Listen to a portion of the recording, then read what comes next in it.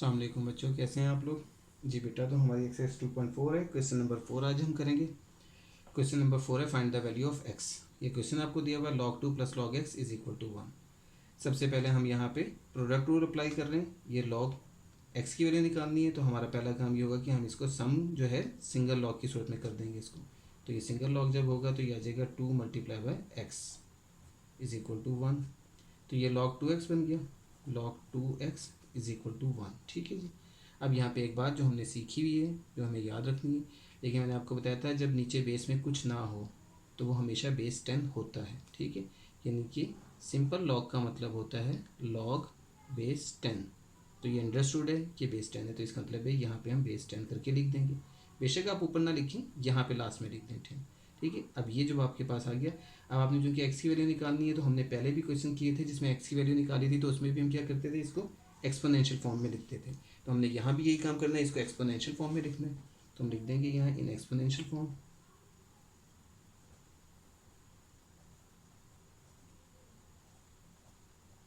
हम इसे exponential form में लेके आते हैं, तो ये आ जाएगा 2x इज इक्वल टू 10 की पावर 1। 10 इधर जाएगा और 1 पावर में आ जाएगा, तो ये 2x इज इक्वल टू 10 आ गया हमारे पास। तो x इज इक्वल टू आ गया 10/2 विच इज़ इक्वल टू 5। तो ये x का आपका आंसर निकल आया। ठीक है जी, ये आपका इस तरह से क्वेश्चन सॉल्व हो जाएगा। ये आपका सेकंड पार्ट है, log x base 2 + log 8 base 2 is equal to 5 लिखा हुआ है। इसको भी हम वही काम करेंगे, पहले सिंगल लॉग में लिखेंगे, तो ये आ जाएगा log x × 8 और बेस में 2 आ गया इज इक्वल टू 5। ठीक है जी, तो ये हो गया 8x हमारे पास। तो ये log 8x base 2 is equal to 5। ठीक है जी, हमारा पहला काम वही कि हमने इसे एक्सपोनेंशियल फॉर्म में लिखना है, तो आपने याद रखना है एक्सपोनेंशियल फॉर्म हम लिख देंगे यहाँ पे एक्सपोनेंशियल फॉर्म। ठीक है जी, ये आप लिख के अब आप इसे क्या करोगे, 8x is equal to 8x is equal to 2 की पावर 5। ठीक है जी, ये 2 की पावर 5 आ गया। 8x इज इक्वल टू 2 की पावर 5 का जो आंसर है वो आ जाएगा 32 हमारे पास।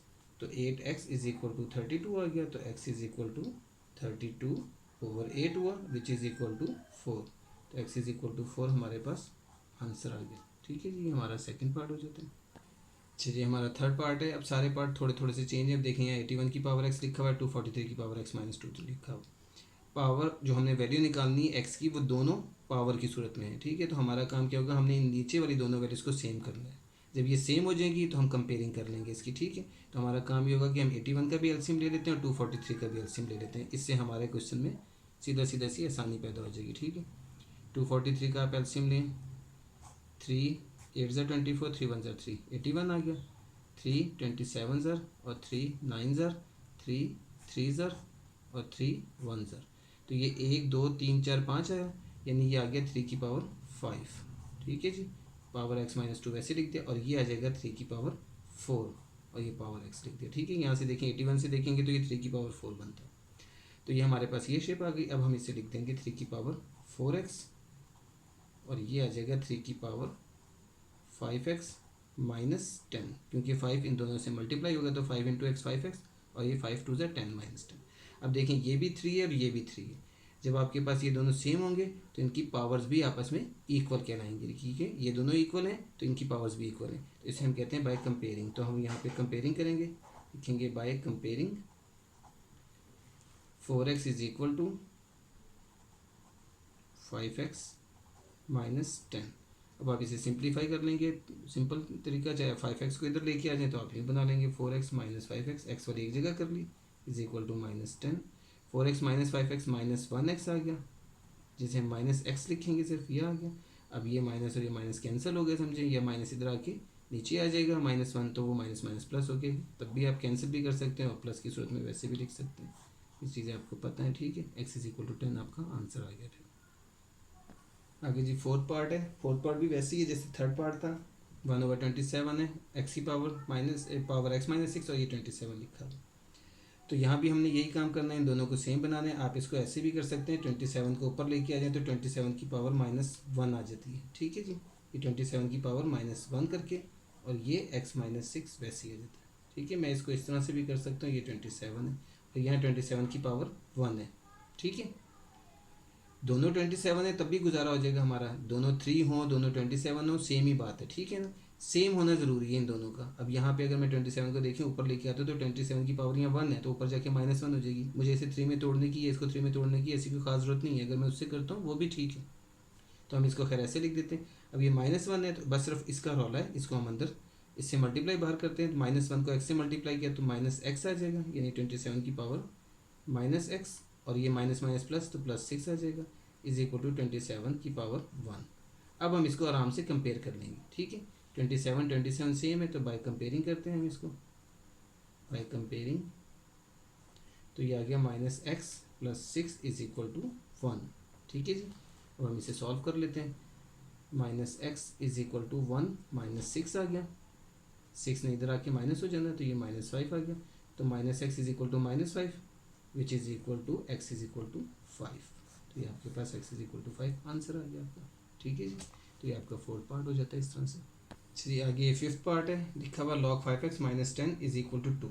तो यहाँ भी वही वाली सेंस इस्तेमाल करनी हमने, ये बेस 10 है हमारे पास, क्योंकि यहाँ लॉग में नहीं है, ये पावर रूल भी कोई नहीं, पावर भी सेम, कोई वैल्यूज़ भी सेम नहीं हो सकती, तो यहाँ पे हमने इसको एक्सपोनेंशियल फॉर्म में लिखना है।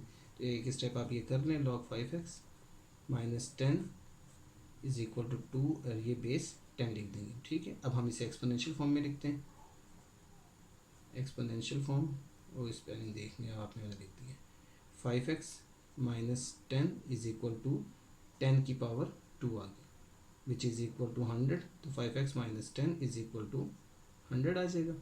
आप इसे सिंप्लीफाई कर लेते हैं आराम से,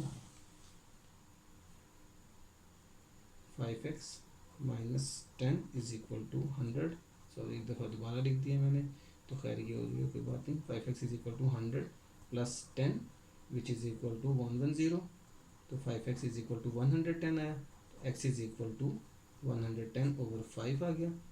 तो ये आपके पास 5 2 ज़ा 10 और 5 2 ज़ा 10, तो x इज इक्वल टू 22, ये आपका आंसर आ गया, ठीक है जी। ये आपका 5th पार्ट हो जाता है। अच्छा जी, ये आपका 6th and last part, 6 and last part, ठीक है। अच्छा जी, ये दो वैल्यूज़ हैं जो कि आपस में लॉग की सूरत में लिखी हुई, देखिए माइनस की सूरत में लिखी हुई है, ठीक है। तो पहले तो हमने ये इसको सिंगल लॉग में लिखना है, तो सिंगल लॉग में लिखने के लिए फिर हमारे पास एक ही स्टेप बनता है, ये x + 1 ओवर x - 4 बेस 2, ठीक है जी, इज इक्वल टू 2। हमने क्वोशंट रूल अप्लाई कर दिया, यानी क्वोशंट लॉ, तो log x + 1 माइनस लॉग लिखा हुआ था, बेस दोनों की सेम है, तो इसको हम इस तरह से लिख सकते हैं x + 1 over x - 4, single log में बेस 2 आ गया, ठीक है। अब ये करने के बाद हम इसे एक्सपोनेंशियल फॉर्म में लिख देंगे, तो आ जाएगा x + 1 over x - 4 is equal to 2 का स्क्वायर, ये 2 इधर आया, ये 2 पावर में चला गया, तो x + 1 over x - 4 is equal to 4 की आ जाएगी, ठीक है। अब हम इसे सिंप्लीफाई कर लेते हैं, ये x - 4 को उधर ले जाएं आप, x + 1 is equal to 4 into x - 4 की आ गया, ठीक है। अब हम इसे क्या करेंगे, x + 1 एज इट इज़ आ जाएगा, इज इक्वल टू 4x - 16 हो जाएगा। x वाली एक जगह कर लें, बगैर x वाली एक जगह कर लें, आपका आंसर निकलेगा। लेकिन हम इस तरह भी कर सकते हैं, इस x को उठा के उधर ले जाओ, 16 को उठा के इधर ले आओ, कोई प्रॉब्लम नहीं है, उस तरह भी हो जाएगा।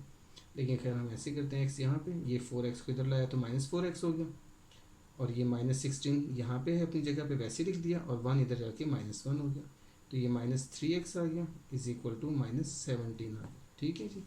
अब -3 को हम इधर लाएंगे तो डिवाइड में आ जाएगा, x is equal to -17 over -3, minus minus cancel हो गई है, माइनस माइनस प्लस कह दें आप, जो मर्ज़ी कह दें, ख़त्म हो जाएगा, तो ये 17/3 आपका आंसर आ गया, ये x का आंसर आ गया। क्वेश्चन नंबर 4 आपका ख़त्म हो जाता है, सारे पार्ट हो गए इसके। ओके फिर, अल्लाह हाफिज़।